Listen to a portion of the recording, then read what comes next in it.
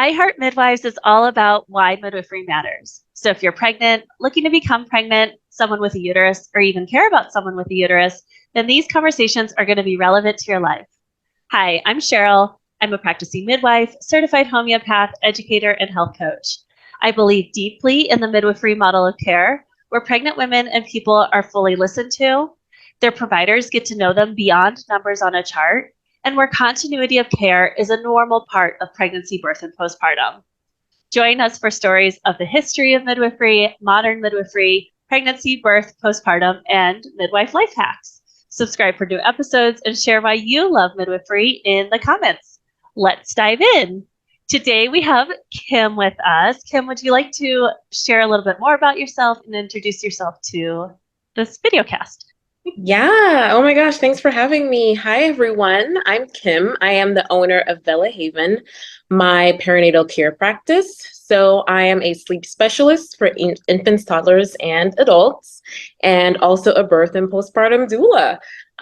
That's what I do. I've been in this world for almost 5 years now. Love it. Love everything about it. Love pregnant people, which can be a little crazy because sometimes no, I'm not even going to give that story. Love what I do, very passionate. Happy to be here, happy to be able to connect with you and just speak about a midwifery. I feel like midwives are out here changing the game in the birth world. They really, really are. And I love that people who are pregnant are becoming more aware about midwives and just the advantages of having a midwife versus maybe the traditional route, even if I feel like midwifery is the traditional route. But anyways, It is. yeah. So, yeah, that's what I do. And I'm also an author. I recently just launched my pregnancy journal called My Pregnancy Haven. So yeah, all things. Oh my God. We're going to talk more about it too. You're so great. So yeah, and I'm happy to be here. Happy to chat with you. Oh, I'm so excited. I just love these conversations and like you're so right. Like yes, midwifery is actually the way that people have been giving birth Yes. since people have been giving birth. Like there are actually examples of midwives even in other mammals and things like that. Like it's part of the way that birth works. Yeah. And so yeah, we could dive more into that as well. But Okay. I'd love to hear about like the question of the show is like, why do you love midwifery?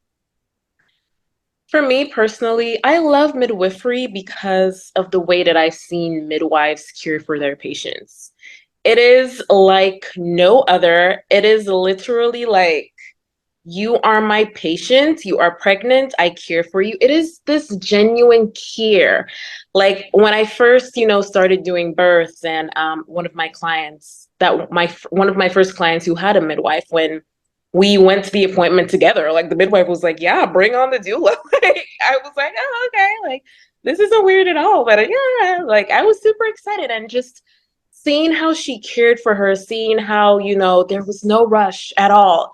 It was just like, yeah, let's sit down. So what's going on today? The attentiveness, the questions, the no time limit. That's very important for me because even just as a patient of a doctor in general and so forth, I've seen what it's like to not have a doctor rush you and have someone, a care professional or just them taking the time to hear you out. And I've seen that. And I think it was from there I realized, wow, like this is different. I want to learn more about this. I would like to maybe even partner up with more midwives for my births as a doula. And yeah, that changed the game for me. It really did. It really, really did. That's so awesome that you had that experience with one of your first doula births Yeah. and just being able to see that type of care because you're right, like insurance dictates how much time providers can usually spend with their Yeah. clients, but in most midwifery practices, I'm not sure about most hospital-based midwifery practices. I haven't talked to enough hospital-based midwives to get clear on that. But in most midwifery practices, we can spend, 45 minutes to an hour. It's actually really odd for me when a client doesn't have any questions or we don't have any upcoming conversations. Mhm. Um, And I'm like, oh, okay, well, taking vitals is only like 5 minutes, really. Like, it doesn't take that Yeah. long to get your blood pressure and listen to baby, but it's all the rest of it. It's the social Yeah. and emotional aspect, Yeah. and you're going through a huge transformation. Like, Yeah. someone should be Yeah. there to listen to you. Yeah, I think so. Like being pregnant is, like you said, it's a transformative period in someone's life. And just kind of having someone empathetic and like someone showing, hey, I really care about you. You're really not just a number, or you're really not just any other random patient, I care for you. You're kind of under my wing, so to say. So I think, yeah, I that was one thing that really drew me closer to midwives, and one reason, maybe the top reason why I love midwives. There are so many others, but yeah, definitely that. Yeah, you mentioned before we started, like midwives out, like changing the world essentially. Do you want to speak more Yeah. to that? Yeah, no, I think so, because I think it's important for people who are birthing to know that there are options. You don't just have to go to a hospital. It's okay to like birth at home like our ancestors did. It's okay to go to a birthing center if that gives you, justice at all. So I feel like midwives are changing the game in the sense that they're really bringing this revolutionary form of this. There is no one way to give birth. You have options. I'm going to tell you the options. And if you want to do this holistically, great. If you want other types of feels, that's great as well. So and I feel like just people learning more about midwifery as well is something that's really, really. I've had a lot of my clients are like, "Hey, I want to look into midwifery. Like, as long as I'm cleared and I'm good for it, I'm going in." And let's not even talk about the cost. Like, can we talk about how it's less expensive to have a midwife, which is bizarre to me because I'm just like, you guys do so much, but yeah. And I do remember this one moment where a client of mine, like she was so flabbergasted in a good way. She was like, wait, my midwife actually came to the house after the baby. Does that happen? I've My never heard gosh. that before. I said, yeah. And actually that happens in a lot of countries. A lot of countries where the nurse comes over or the care professional comes over. So yeah, she had a whole new like awakening as to what, postpartum was in that way. So that's what I meant when I say midwives are changing the world. They're changing the game, changing the way people see births, people go through postpartum, and just that pregnancy period. Mhm. Well, you touched on so many good points. Yeah, One of them is that midwifery, like, is the gold standard in a lot of parts of the world. yeah, There are some parts of the world that have adopted more of the American, like, 1950s obstetric model, which yeah, can be super weird and sketchy. yeah. But in the countries with the best outcomes for, birthing people and babies are the ones that have midwives that run the show and then refer to obstetricians, if a complication comes up. And what happens is the complication or the obstetrician is brought in on the team. Yeah. It's you still have your midwife, you still have your care team, but you Hmm. also have this other skilled expert to come in for that particular issue that you're experiencing. And those countries are usually ones that save a lot of money on healthcare. They're not usually rushing to do interventions. And I'm not Hmm. saying that interventions are wrong, but we in the United States way overuse them. And Yeah, so, and not with better outcomes. And yeah, I think that's the piece that people don't understand is that, like, actually especially in birth, because it is a normal physiological event, that having fewer interventions or interventions that are at the right time, at the, right, for the right reason, hmm, those are the interventions that are actually the most, like, life-saving, the most useful, the most, like, holistic. But, hmm, just kind of being like, okay, we're going to give everyone, all of these tests all of the time. You're going to get 65, I mean, I'm exaggerating, but like all these ultrasounds, all this, and it doesn't actually improve outcomes. So, like, that's yeah. kind of a big deal. Yeah, that is a huge deal, actually, like bigger than people even realize. That's why I always tell people, please do your research when, as soon as like you're pregnant for real. Please do your research. I'm begging you. Like, I beg my family members, this isn't something to take lightly. It's not. Like, you have options. There are people who can, help you have that birth, that empowering birth that you desire. So, and midwives, their interviews are usually free. Like, or I don't know of any midwife that charges for an interview, but like, interview 3 of us. Like, figure, like, and there's midwives in every birth setting. So there's hospital-based midwives, there's birth center midwives, there's home birth midwives. Like, if there's midwives in your area, you can have them in any setting. And yeah. I don't know. And then you mentioned like the cost piece of it. Like, that's a huge deal too. Huge deal. In some states, midwives are fully backed by insurance. They're covered by Medicaid. I was just gonna say, yeah. Like, yeah, it's an option. And in a the lot of states people that it's don't know that. not, there's sliding scales. There can be scholarships, Yeah. grants. Like, Yeah. yeah. Yeah. It's becoming increasingly common, especially in my area, for midwives to accept insurance. Like, Wow. they are a provider, guys. Like, they receive the education and care, just as an OB. So they're a provider. So people seem to, not realize that. Well, and for me, it's like I tried to play the insurance game, but they wouldn't accept me. So, like, Oh, I would love for that to be shifted. And yeah. where are you I'm in located? the DC, Maryland Oh, okay. area. Interesting. Yeah, I'm curious about how the laws are shifting over there. But Yeah. like, I'm in Colorado, and so like we're not backed by insurance or anything like that. Okay. But like in Florida, um, it's written into the law that Oh, insurance has to cover midwives of midwifery. all the qualifications. If we are a registered midwife or a licensed midwife with that state, then they have to be covered with insurance and with Medicaid. And there's a couple states, I think Arizona and I think Washington. If you are a midwife in those states, you're welcome to put in the comments whether I'm right or not.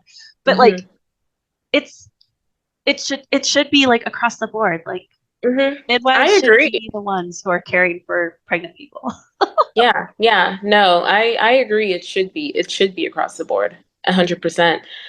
It's just sometimes it gets frustrating as a birth worker in this sphere. It gets frustrating seeing like what other countries have, or like family members in Canada, or like other countries, what they're getting, and like what birthing people here could be getting. And it's like, man, like, what can we do? What more can we do? So I understand it gets a little overwhelming, challenging sometimes. Totally. Yeah. And that postpartum time at home, like, I love that. Oh my gosh. And how valuable is it? Like, again, we were talking about it earlier, but like at 36 weeks, when I do that visit, I literally hand my clients a card for a sleep specialist. I'm like, here is a referral for somebody. Hopefully you won't need them. But if you do, before you're burnt out, before things are going spiraling, like, let's get these people into your life. Let's bring them in. Yeah. So again, it's kind of like that one-to-one care and being able to really help someone find the tools that they need at the time that they actually need them, and not just kind of being like, as the new postpartum parent, and you're like swimming out of the postpartum time. You're like, I think I need a tool. I don't know what it is. It can get rough. Can you imagine being postpartum and having to get up and go to the doctor? I mean, let's be real. That is not the most amazing feeling in the world. It's just not. So having your provider come to you and sit and like check on you and look at everywhere and your vitals and so forth and give you advice and so forth, that's invaluable. It is. Yeah. Were your first introductions to midwives the first doula client you had that was 5 years ago? Or did you have other seeds planted? So, I mean, so I came from the Caribbean, right? And, that type of, I've heard about midwives over there. So, for instance, whenever I tell people over there that, oh, I'm a doula, they're like, you deliver babies? Like, you're a midwife? I'm like, no, not exactly. So that's all we kind of know. It's like midwives, like midwives deliver the baby, like Oh. midwives come at home and so forth. So I've been like aware of what a midwife was, but actually seeing a midwife in action, yeah, I mean, at some point I was like, wow, should I dive into midwifery? Can I make a change in that way? But that wasn't my calling. I quickly figured that out. Yeah. So it's always good to know your calling, guys. That was not my calling, but kudos to you guys who are doing it. I feel like you guys are amazing. Um, yeah, so I think from there it just kind of hit me like, wow, even when I have my own children, I that's the route that I want to take. Like, I encourage my friends, like, please, like, one of my friends just had a baby like a year and a half or 2 years ago, and I spoke with her and she was like, wow, like, this is what I want to do, and she ended up doing her home birth. I mean, it was, Oh. yeah, she's so proud of herself up till this day. Like, she did it, and that's one of her like birth revolution stories that she always tells people. So yeah. Hmm. I love that. And what you just said about the Caribbean too is that like they're Yeah, like when you say you're a doula, they think that you're a midwife. And here thank in you. the continental, they like think that when you say you're a midwife, they're like, is that a doula? Yeah. Yeah, it's I always get good to the differentiate the two. Yeah, I very yeah. quickly say, no, I cannot catch the baby. I don't deliver the baby. That is the job of a midwife who work pretty well with doulas, from what I've seen. I love doulas. Yeah, I don't know of any midwife who's like, ugh, towards doulas. So yeah. I love that. Yeah. Oh, well, you started to kind of mention it, but do you have a story of when you've like seen midwifery in action and like what that experience was for you? Yeah, so I guess one of the things that I've seen was when my client was delivering, um, that moment when she was pushing, the midwife was like, okay, breathe, stop. Your body has the reflex to push this baby out. This isn't like you're gonna do this. You don't have to fuss, you don't have to fight. Like, you're okay. Just let your body do its thing. And like, she just let her body push the baby out. And it was this profound moment. Like, our bodies, can we talk about how amazing our bodies are for 1 second? Like, and just the midwife giving her that guidance and just telling her, hey, it's okay, like, don't, because in the movies they show like you're holding your breath, and like in the hospitals that's really how it is, like they count, you push and so forth.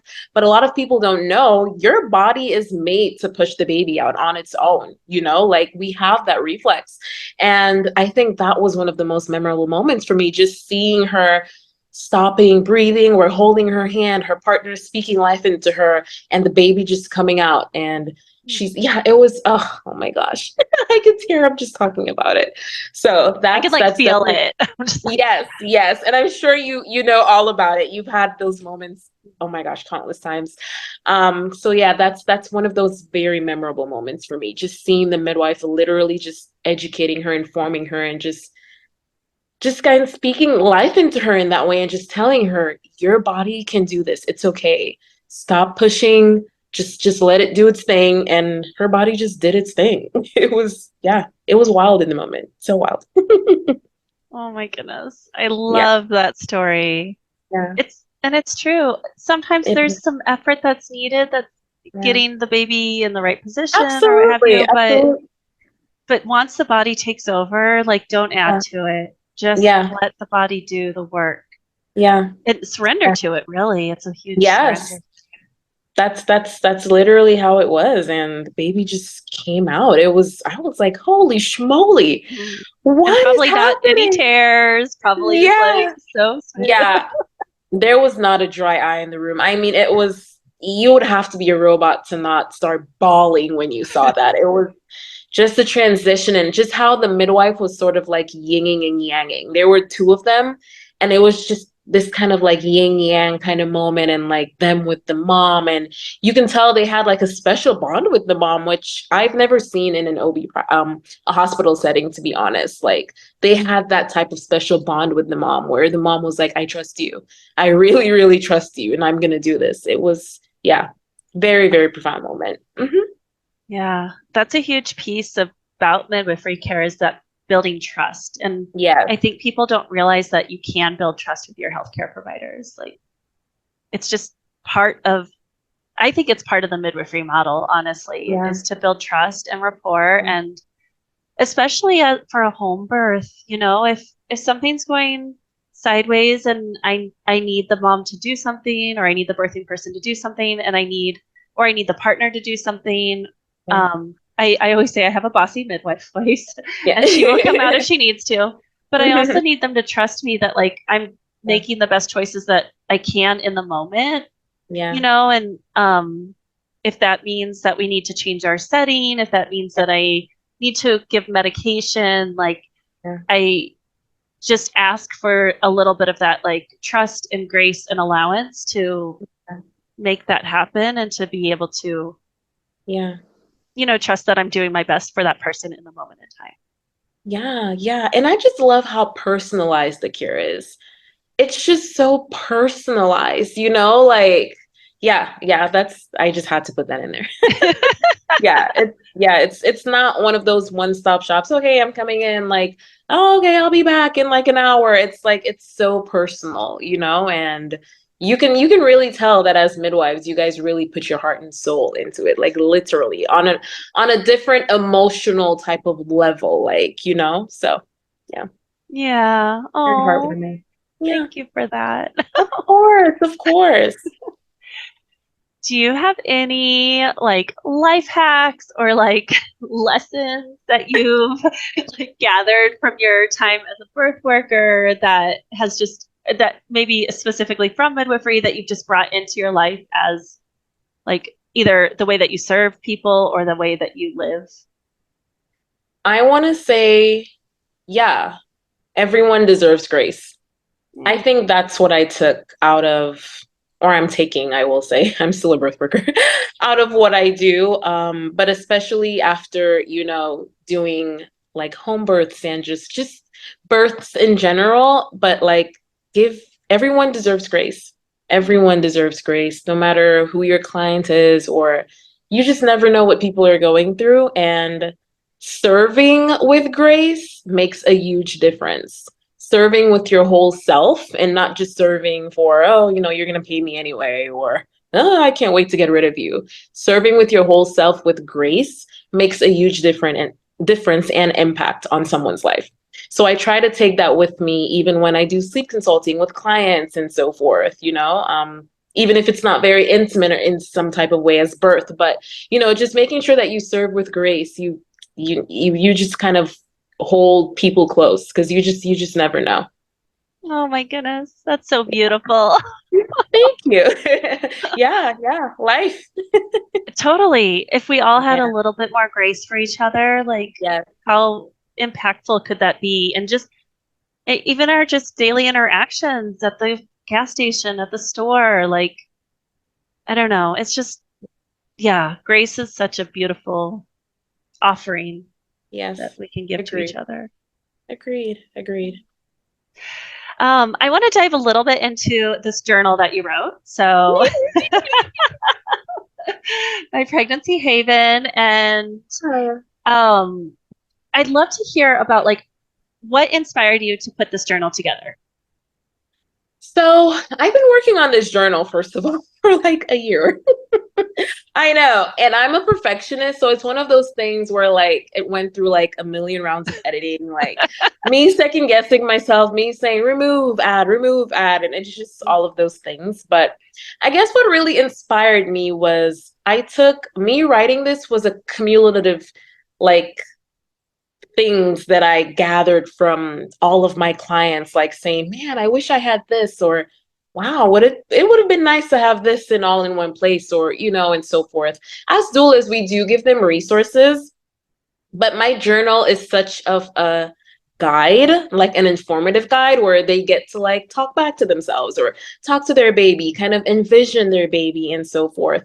And it's all stored in one place. So, you have everywhere from questions for your provider or, how to really affirm yourself when you're going through birth, how to get through those contractions and so forth. And even planning for that postpartum period. I had to add something about postpartum in there because I'm so passionate about it, just because of what I've seen in my lifetime as being a birth worker. So I'm very pro postpartum. Everyone needs to like be very secured postpartum, and especially if you have a partner, there's things that you need to talk about. So, they're all in there as well. But yeah, my clients definitely were my inspiration. They were my inspiration, and just the feedback I've received over the years of what they wish they had. Yeah. Yeah, that's what I really liked about it, is that it was very like, it's almost like taking like those pregnancy apps and combining it with like your favorite journal that, Yeah. really gives you the opportunity. Like I was like, oh, this is like the perfect, even if you're like a busy mom, because I know that can be like, the first baby, oftentimes people Yeah. are like totally, they're like, okay, I collected all the teeth and the hair Yeah. and like Yeah. did all the things and took, the weekly pregnancy photos. And then maybe the second baby, maybe you get the quarterly one. I know. I know. But like this is such like it's so straightforward. So I'm like looking at it right now, and I just love how it's broken up into trimesters. So even if you got it, in your second trimester, you could kind of come through and write some of your like highlights for your first trimester, and then just like jump right in. It's got like these sweet checklists. I was like, oh, these are perfect. Yeah. Yeah. They talk about like how to like plan ahead, essentially. Yeah. Yeah. Yeah. Super great. Yeah. And I think a lot of my clients are like really type A, or at least like people who hate planning, wish they had someone doing it for them. So I knew that I had to tie in something in there regarding that. So that's why I made all those checklists and so forth. That was very important to me, just to kind of keep people above the curve, so to say, in their birth planning. Mm-hmm. But sometimes you don't even know what to ask for. I mean, like, consider investing in a maternity pillow. If it was my first pregnancy, I'd be like, a pillow? Like, what is this? I And know. then and then getting into the third trimester, I'd be like, oh, that's what a maternity pillow is. But if I already had like this checklist and I was like, what is a maternity pillow? Like, okay, search engines, let me find out what this is. Yeah, it really gets people thinking. It gets you thinking. It's really outside the box. It's not like, I tell everyone, it's not like your typical like cookie cutter pregnancy journal that it's really in depth, and it's truly a labor of love. And you can tell like from the first page, like, oh my gosh, like she really put her heart in it. Not to toot my own horn, but we should, because it's pretty awesome. Here you have your mommy happiness list for the postpartum guide.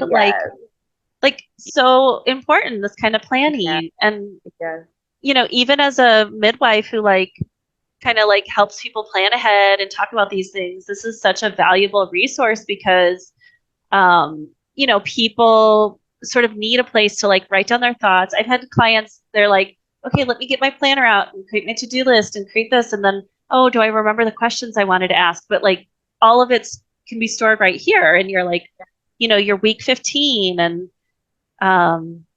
adding a picture of your pregnant belly, or like, it's just so sweet and really useful.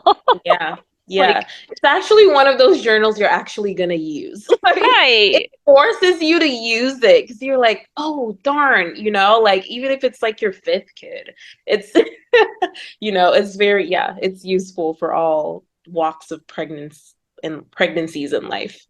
Right. And then, like I said, it turns into a keepsake for your baby and for your child, who then could like look through it and being like, if they're going through pregnancy or their partner's going through pregnancy, maybe they'll look at their journal and then be like, oh yeah, I remember this. Or not that they would remember, but like, oh, oh, my mom had that same exact thing, or those kind of like generational things that could also be passed down from generation to generation. That's like absolutely. Yeah. And then like the grandparents. Oh, okay, so now I'm gonna get 2 generations. I'm like, what if it's like your great grandparents like baby book that was like when they It were, is made just for that. Like, it is made just for those cherishable moments that, you can show to your kid or have your kid for their kid and so forth. That is what it's made for. and you Yeah. can write the hard moments too, like, right? The treasured ones, the hard ones. Like, Yes. I love that because I think it even says the challenges, this week's Yes. challenges.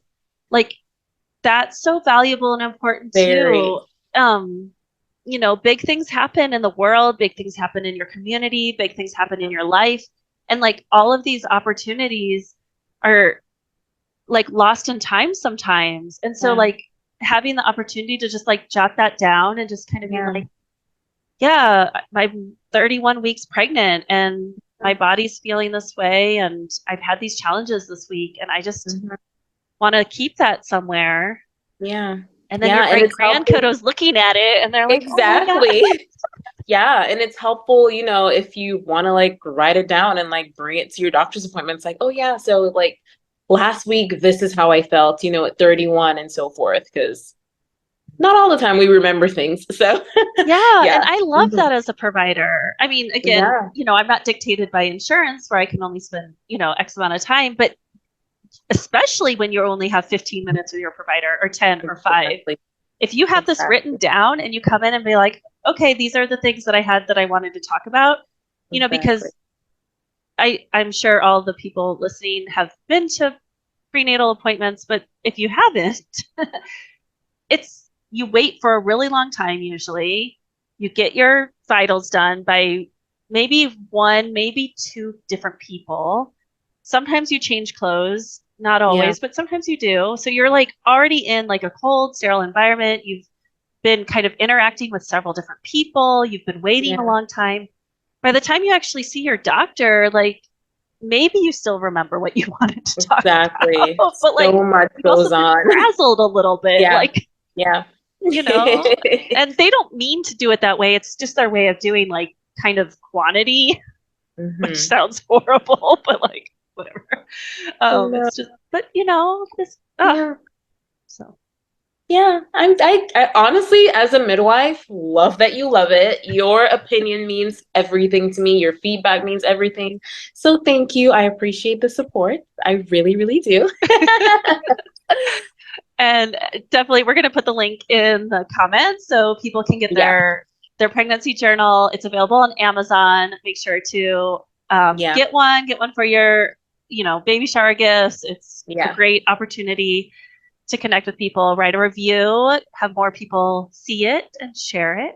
Yeah, definitely tell your friends. It's also available on Barnes and Nobles if you're not like an Amazon person. Ooh, So that's good to you know. have Yeah. options. I'll put both links in the comments below for sure. Sure, Um, sure. how about Great. if people want to follow you, where should they find you out in the webverse? Yeah, so I'm on every social media at Vela Haven. So Instagram, Facebook, whatever your jam is. So that's VELAHAVEN. And then my website is velahaven.com if you want to, contact me then. But I'm pretty responsive on social media. So if you shoot me a DM, I'll probably be responding to you right away. Yeah, we chat through DMs sometimes. So Yeah. I'm the Yeah. one who's slower on DMs. So I'm always like, oh, Kim responded. I better like get back on that. Oh, yeah. No worries. I get it. I have very limited notifications because I'm a one-to-one care provider. So I'm like, Yes. Yeah. No, I get it. I do. Same oh, here sometimes. yeah, yeah. And it's super like this is something you mentioned at the very beginning, but you also do adult sleep consulting. Like what I just tell me a little do. bit about that and then we'll wrap up. I'm like, I want to Okay, know about that yeah. because also I'm a Yes. midwife. So, My sleep is oh my gosh, crazy. yes. I do sleep consulting for adults, mainly for working moms who are looking to optimize their sleep. So, whatever you are, if you're out there and you're suffering, I'm your gal. So, this came up as, I guess, my postpartum clients. They would be like, oh my gosh, thanks for helping my daughter sleep. What about me? And I got tired of being like, I'm not qualified for adults. I don't know. So I guess I dived right in and I've been doing it for a little and it is amazing because I think people think that, well, first of all, if you do have sleep issues out there and you did the whole help me sleep on Google, and the generic sleep hygiene checklist came up for you, you know that that's not enough. So there's a lot, with adult sleep. Of course, there's like sleeping disorders that people have and so forth. But there's also like the way where you can naturally just be able to, help yourself fall asleep and stay asleep. If you want to get rid of all the medications and so forth, it works for some people hate it. So if you're one of those people who are like, I'm done with melatonin and all that, sleeping pills and so forth, I'm your gal. So yeah, it's something I do and I love it. I love helping, persons optimize their sleep, because you don't really see that in the adult world. It's either you go to like a sleep doctor and get prescription and so forth, but you don't see that, type of care centered around adults, that holistic care to like just help coach you or consult you to sleep. So yeah, that's my jam. Mm. I, I read this book a few years ago, and the name's escaping me right this moment, but it was all about sleep and how Yeah. little we actually know about it, like considering it's this like huge thing we do all the time. Yeah. But I love this piece around the author was talking a lot about like when we lived in smaller communities, when we lived in tribes, and like we were really reliant on each other as a community, that people have different sleep schedules Yeah. because when we live together, like an elderly person might go to sleep earlier in the evening, but then they would wake Hmm. up earlier. Whereas a Hmm. teenager, their Hmm. melatonin doesn't kick in later at night, and Yeah. then they sleep in later. And Yeah. so being able to have that variation really helped us protect ourselves against the wild Yeah. nature and wildlife or animals that might harm us, or keeping the fire tended and keeping the light and the way that we cook and everything in our community lit. Yeah. And so I just think that, I don't know, that's like my very limited knowledge about sleep. Yeah, no. Like Yeah, and it's trying to like, like restore like some of those healthy cycles of like sleep. yeah. I think it's No, really I'm glad you even brought that up, because it wasn't until I went through with like my certification, I learned all these statistics. Like sleep accounts for 1/3 of our lives. What the heck? Like, what? There, and sometimes there's this like, no, I'm gonna work hard and die, or team no sleep to be successful. And it's like you're solely killing yourself when you do that. So please don't do that, So there's a lot that we need to unlearn. But sleep is like the outlier of a lot of our issues, whether it's health issues, mental issues, and so forth. Most of the time, it's linked to lack of sleep. And there's just so much that I've learned surrounding sleep and people just taking sleep for granted. Yeah. So even I do sometimes, but I have to quickly catch myself like, no. But yeah, I try to tell everyone, please, if you're not sleeping well, please look for ways to optimize your sleep. It's important. It mm, is. Yeah. yeah. And doing it, the most physiological way possible, which I love that you mentioned that, like how like you help with the natural cycles and Yeah. not just trying to take a pill and go to sleep, which can be helpful and can be a It can temporary be. solution. But like also like your body knows how to do it. And so like let's restore that ability. Yeah. Yeah. And a lot of the times, people don't know that these pills weren't meant to be taken long term. Yeah. Sometimes. So some of them, yes, sometimes. So everyone's situation is different. But a lot of the times you find people not knowing, oh, like this, this wasn't really meant to be taken long term. So yeah. Okay. I love it. Maybe we'll have another podcast just all about sleep Sure. someday. I'm all here. I love it. Well, like I said, I will put all the links in the comments below. And Yeah. I'm just so grateful for you taking your time today to share why you love midwives and just Oh, sharing your stories and this yeah. amazing pregnancy book, pregnancy journal. It's just such a gift. And I can't wait to share it with the world. So thank you so Yeah. much for being Thank here. you. Thank you for having me and just for all the work you do as a midwife. Let me tell you, you guys rock. You do. Love midwife. So thank you. And thank you for having me on. I appreciate it. Oh, oh, that touched my Yeah, heart. Thank you. of course, of course.